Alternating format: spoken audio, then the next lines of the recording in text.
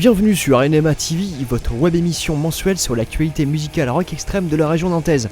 Pour ce dernier numéro de l'année, nous sommes allés à la rencontre de l'équipe de Spirit of Noise, émission de radio hardcore punk metal diffusée sur Jet FM depuis une dizaine d'années.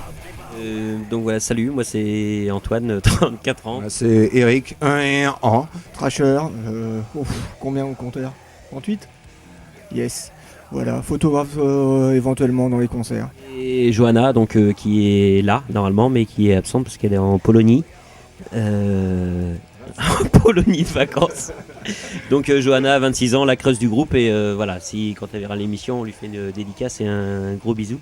Parce qu'elle a pas pu être là, donc voilà, on lui fait un gros bisou. Et puis un petit mot particulier aussi à Anthony, donc, qui nous a quitté l'année dernière, qui avait fait l'émission avec nous. Voilà, c'est un truc qui nous a quand même bien retourné, mais voilà, c'est des choses qui arrivent dans la vie de tous les jours, mais on a décidé de continuer. Voilà, mes dédicaces à Anthony.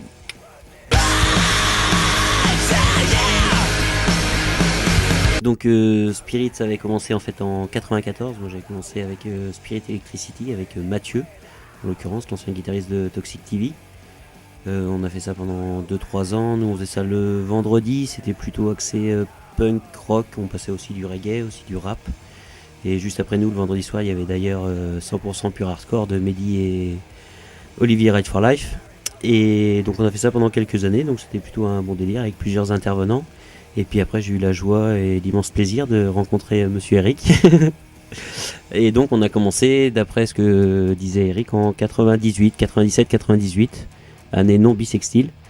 Et donc ça va faire 10 ans. Hein, 11 ans à peu près, ouais. Tous les mercredis, là ce soir on a fêté notre 390e émission en commun. Enfin, moi je suis toujours resté là entre guillemets, mais moi j'apporte pas essentiellement de musique. Tous les intervenants apportaient un style de musique assez particulier. Eric, en ce qui le concerne, c'est plutôt hardcore, donc hardcore 80, hardcore Youth Crew, enfin les années 80, enfin tout ce qui est vraiment sans le métal, quoi, à base du punk américain, en gros. Christophe, lui, c'est plutôt Plutôt brutal hardcore, beatdown, et aussi Youth Crew, un petit peu quand même. Hein, et metalcore aussi de temps en temps, voilà. On a toujours fait une émission essentiellement musicale, avec depuis quelques années, on a une grille, en fait, une playlist, hein, et on essaye de passer quand même entre 16 et 17 morceaux par émission. Donc voilà, on essaye de présenter le morceau, l'album, le label, de faire ça bien, de pas trop parler, même si des fois quand on a des invités, on parle puis on raconte des conneries, parce qu'on est aussi là pour rigoler. Mais voilà, l'émission axée essentiellement sur la musique. Et on n'aime pas trop couper les morceaux, on essaye de faire ça bien. Et c'est Anthony d'ailleurs qui avait eu l'idée de mettre les playlists en ligne quand il y avait eu les nouveaux supports. Donc c'est vrai que c'était assez intéressant de taper les playlists pour que les gens qui nous écoutent puissent après se retrouver la semaine d'après. Tiens, ce morceau-là m'a bien plu, qu'est-ce que c'est Parce que ouais, ils comprennent pas notre accent d'Oxford, donc je comprends pas. Donc voilà, on est obligé de mettre les playlists sur le net. Fait chier, mais bon, c'est comme ça. Moi, j'ai un peu de mal à dire Strength Approach, même s'ils viennent d'Italie. Mais voilà, je pense qu'on a initié certaines personnes au hardcore qui ont écouté l'émission, ils ont écouté un morceau, un groupe, et ils se sont dit tiens, ça c'est pas mal. Et en ayant écouté ça, après ils ont un peu continué dans le délire et ils ont écouté d'autres trucs. Chaque année, on sait pas trop si on va recommencer l'année suivante. On le fait un peu au feeling. Pour l'instant, vu que de toute façon, musicalement, on adore toujours ce style-là, donc, et puis que sur Nantes, ça bouge quand même pas mal, dans tous les sens du terme, donc il n'y a aucune raison d'arrêter pour l'instant, quoi, voilà. Et puis on se marre bien, effectivement, donc à continuer, à revoir. Quand j'ai commencé la radio pour la toute première fois, il y a bien longtemps, c'était parce qu'à l'époque, c'était déjà, on traînait dans une asso qui s'appelait le Lézard Élastique, qui organisait pas mal de concerts et tout ça. Moi j'habite la Bernardière qui est juste à côté, la Jet FM c'est à Bellevue. L'activité radio est au sein d'un centre social, c'est au même titre que l'activité poterie ou l'activité danse. Et voilà, moi c'était un truc qui me plaisait, j'avais envie d'essayer, on est venu, on s'est inscrit et ça a marché tout de suite. Donc c'est vrai qu'au début Spirit Electricity, donc en référence à l'album de Bad Brains, avec Mathieu c'était un peu du n'importe la whack, on préparait pas les émissions, on venait, enfin on a fait des trucs On a fait des émissions spéciales Bruce Lee avec des bruitages et tout. C'était vraiment un peu n'importe quoi. Et après, en fait, c'est quand Eric est arrivé dans l'émission que ça a été vachement plus structuré et qu'on a essayé de faire un truc un peu plus propre, audible et un peu plus sérieux. Et Jet FM, bon, moi j'habite Bellevue depuis 30 ans et c'est un centre social où je venais quand j'étais gamin. Et quand ils ont fait une activité radio, je me suis dit ouais, ça serait cool. Je pense que c'est une radio associative mais qui est très bien. Il y en a d'autres sur Nantes, il y a Alternante, c'est GTFM à 20 ans je crois, 21, 22 ans maintenant. Ils sont pas mal émancipés comme on dit et ça prend de l'importance et maintenant avec Internet et tout ça, c'est vrai qu'on a je trouve que c'est un très très bon outil pour passer de la musique qu'on aime, mais de la musique avec un message, parce qu'il y avait aussi ça l'idée quand moi j'avais commencé, c'est que c'était totalement libre, on pouvait vraiment dire ce qu'on voulait à la radio. Donc moi c'était quelque chose qui m'intéressait et voilà, c'est pour ça qu'on a fait un peu ça.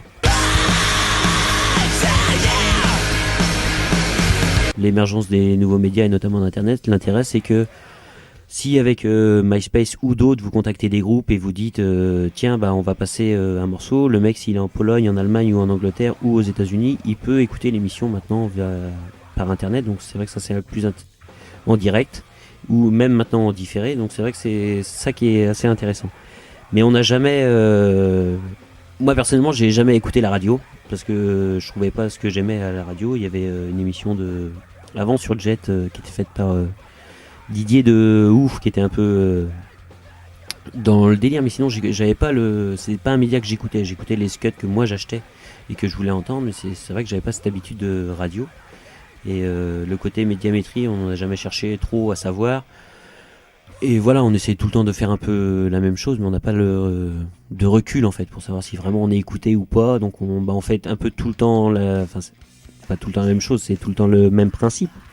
Mais voilà, c'est pour ça quand on a des invités, on essaye d'être cool, de faire le truc assez bien. Comme ça, si on tombe sur un bon jour et qu'on est écouté par 10 personnes, c'est très bien. Mais je pense que sur 390 émissions que j'ai fait avec Eric, je pense qu'il y a des émissions qu'on a fait que pour nous 3 ou nous 4, enfin les intervenants qui étaient là à l'époque, c'est sûr. Plein d'émissions qu'on a dû faire et il n'y avait que nous qui les avions écoutées. On y passe du temps, enfin mine de rien, c'est du temps à préparer les disques, faire le choix, faire le truc, on essaie de faire ça bien. Après, au niveau de l'écoute réelle, je ne suis pas persuadé. Je pense que ça marche mieux maintenant, entre guillemets, mais je suis même pas sûr que les gens s'intéressent vraiment, en fait. Voilà. Nous, on mélangeait tout. Chacun avait un peu son style. Le côté spirit, c'était aussi un peu ça. C'est qu'à l'époque, je me souviens quand il y avait Nico, en l'occurrence, ça branchait beaucoup.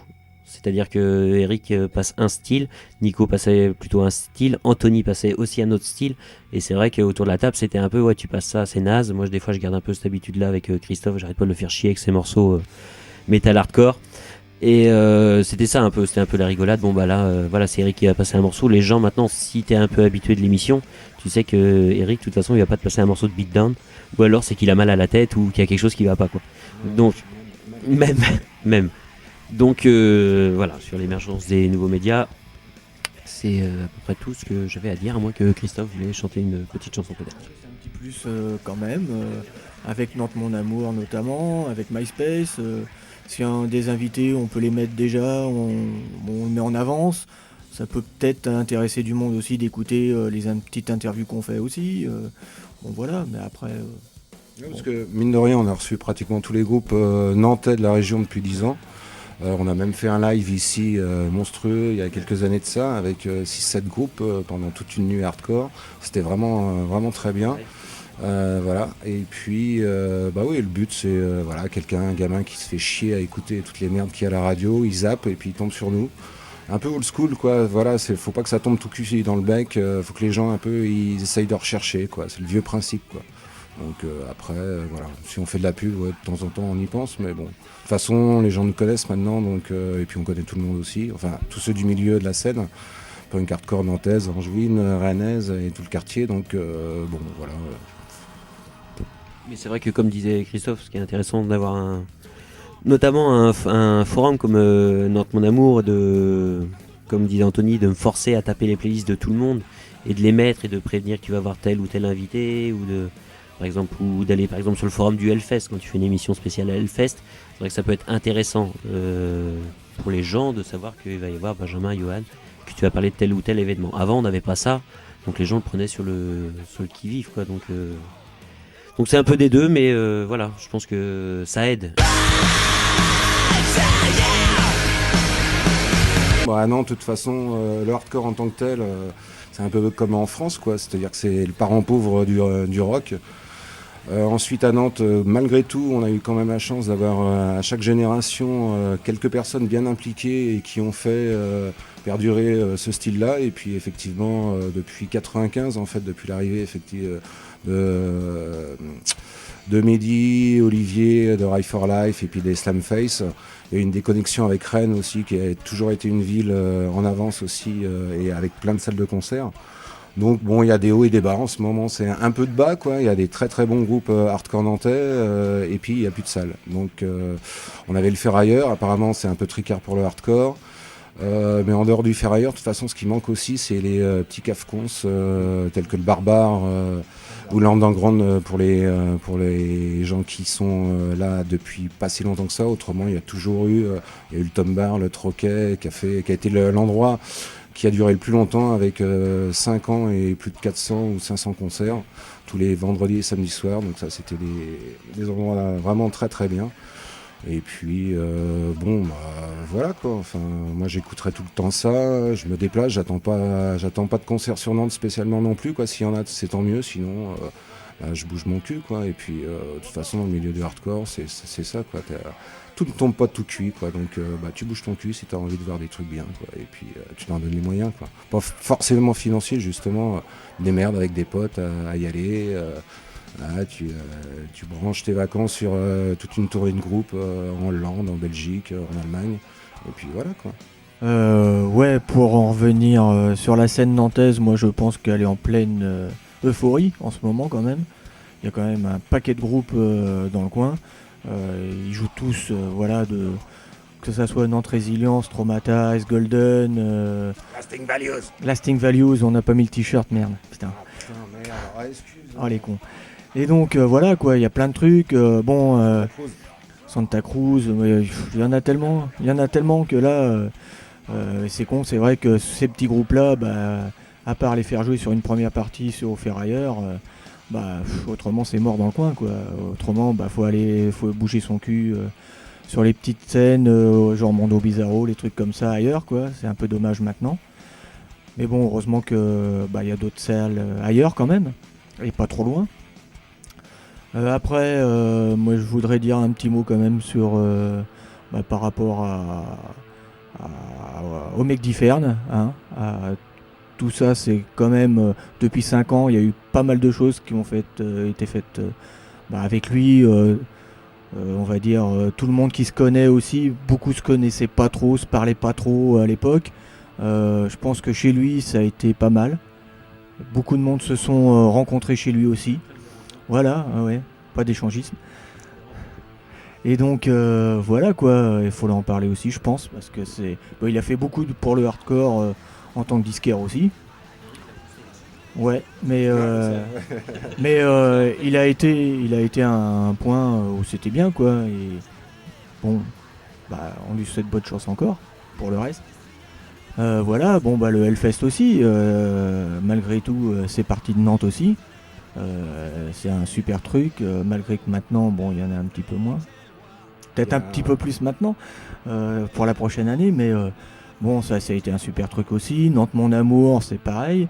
Voilà, avec Trauma qui a été un putain de moteur aussi.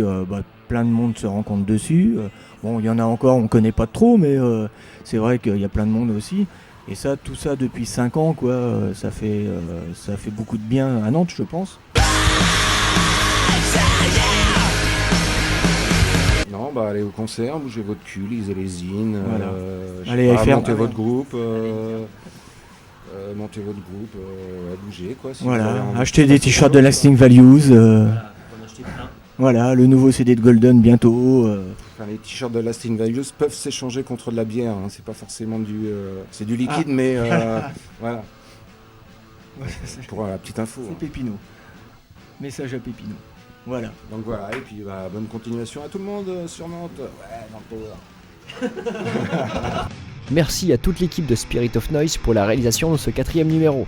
Retrouvez-les chaque mercredi soir de 20h à 21h sur JetFM 91.2 à Nantes et en streaming sur le site de la radio. Cette émission est dédiée à Anthony, membre de Spirit of Noise, nous ayant quittés en janvier 2008. L'équipe de NMA TV prend un peu de vacances, alors on se retrouve en février 2009 pour une émission consacrée aux ferrailleurs, le café-concert installé au hangar à bananes depuis juin 2006.